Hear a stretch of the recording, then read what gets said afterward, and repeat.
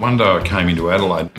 I was in the pipe of Saratoga and I felt like I was in a trampoline with 4 sumo wrestlers. My head hit the roof, the phone came out of my pocket, and I said to air traffic control, I said, it's massive turbulence out here. So he immediately turned me, tracking right, directly over the top of the airport, looking out the side, and there's soldiers and there's coppers everywhere, and I've looked down and I've held Hillary Clinton up.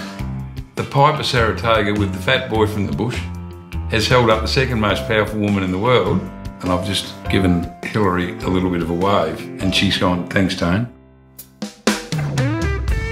I couldn't understand the wine wanker. We're not pretentious in any way.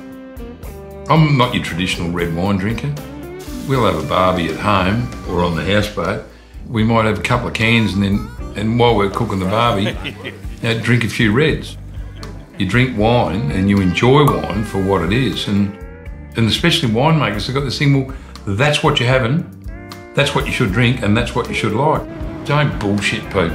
If they want it with bark chips in it, or they want sand from the Perry sand hills in it, well, that's what we'll put in it, if that's what they want. But I'm extremely lucky because I've got a ripping missus. If you ain't got a good wife, it's ratchet, because you can work as hard as you like, they're working hard and you're tugging the other way, you're never going to get anywhere. If you remember, Richmond's been in the shit since 1980, it's the last flag. Coincidentally, it was the same year that Julie and I got married. Last year I said, look, can we have a break for 6 months so I can get another flag and then we'll start again, because I mean, it's a long time without a flag.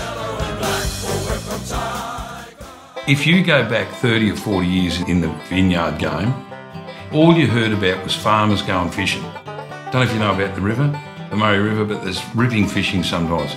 So I lunged in and bought 100 acres first go. That's going to give me fishing once a month.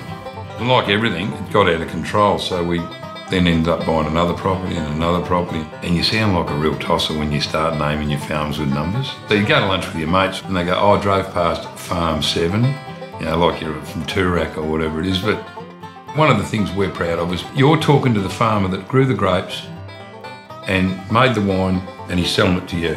I think that's a great idea.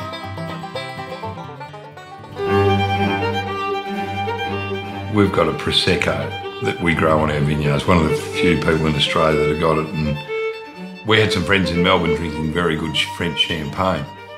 All it had on it was a beer cap, you know, when they first make them before they put the cork in. And I whacked it in their deep freeze and bought it out about an hour later. So, ladies, just got a lovely champagne here, and they all said it was absolutely sensational, till they found out it had been grown at my place. I'm Tony Mangan. This is BolderTM.